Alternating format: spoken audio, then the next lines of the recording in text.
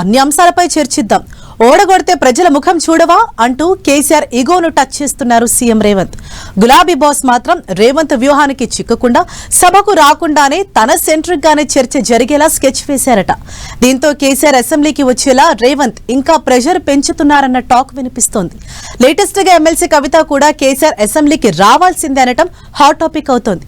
సభకు రాకుండానే sir lime light లో ఉండే ప్లాన్ చేస్తున్నారా? ఏం చేశారా కేసీఆర్ ను అసెంబ్లీకి రప్పించాలనేది రేవంత్ వ్యూహమా?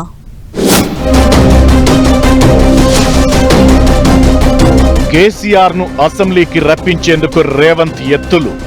కేసీఆర్ ఈగోను టచ్ చేసి రచ్చకిచ్చే స్కెచ్ వేశారా? కేసీఆర్ ప్లాన్ ఏంటి? రేవంత్ దగ్గరున్న విరుగుడేంటి? కేసీఆర్ సభకు రాకపోతే బీఆర్ఎస్ పని ఖతమంటున్న కవిత. మొన్నటి వరకు గులాబీ దళపతి మౌనం తెలంగాణ పాలిటిక్స్ లో హాట్ టాపిక్ గా కొనసాగింది. లేటెస్ట్ గా సార్ మీడియా ముందుకొచ్చారు. కృష్ణా జలాలు, పాలమూరు, రంగారెడ్డి ఎత్తిపోతలపై స్ట్రాంగ్ వాయిస్ వినిపించి చర్చకు తెరలేపారు.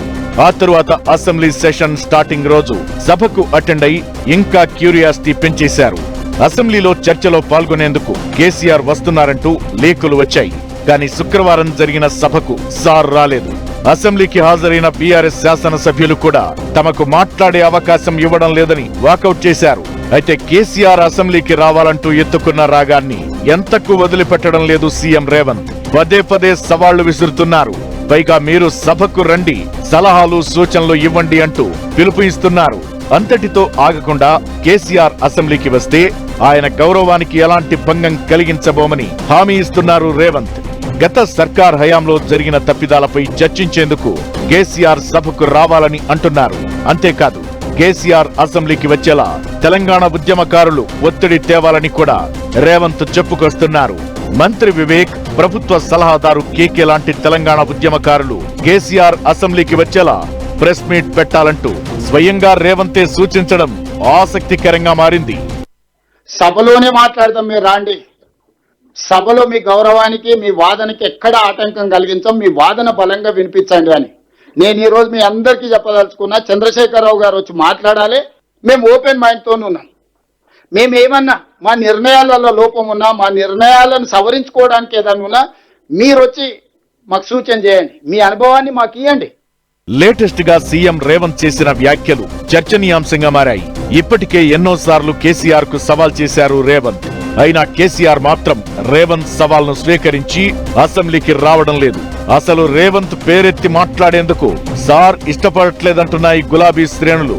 రేవంత్ మాత్రం ఏం చేసినా కేసీఆర్ ను అసెంబ్లీకి రప్పించే స్కెచ్ వేస్తున్నారన్న టాక్ వినిపిస్తోంది.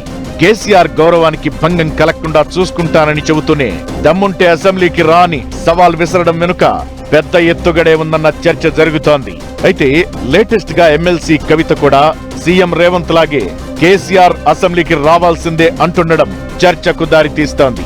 అసెంబ్లీ సమావేశాలకు కేసీఆర్ వచ్చి సమాధానం చెప్పకపోతే బీఆర్ఎస్ పని ఖతమంటూ కవిత సంచలన వ్యాఖ్యలు చేశారు. కేసీఆర్ తప్పు చేయకపోతే సభకు రావాల్సిందే అంటున్నారు కవిత. సభకు రాకుండా పిల్లకాకుల మీద సభా సమయాన్ని వదలొద్దంటూ హితవు పలికారు. ఇలా పార్టీ ఏదైనా, లీడర్ ఎవరైనా అందరి నోట సార్ సభకు రావాల్సిందేనన్న మాట వినిపించేలా చేయాలన్నదే రేవంత్ స్కెచ్ అంటున్నారు. ఓవైపు సీఎం రేవంత్ కేసీఆర్ సభకు రావాలంటూ సవాళ్లతో ఈగోను టచ్ చేసే స్కెచ్ వేస్తున్నారట. ఇప్పటి వరకు కేసీఆర్ ను అసెంబ్లీకి రప్పించేందుకు రేవంత్ వేసిన ఎత్తులేవి సక్సెస్ కాలేదని, అందుకే రేవంత్ కొత్త డ్రామా షురూ చేశారని గులాబీ లీడర్లు మండిపడుతున్నారు.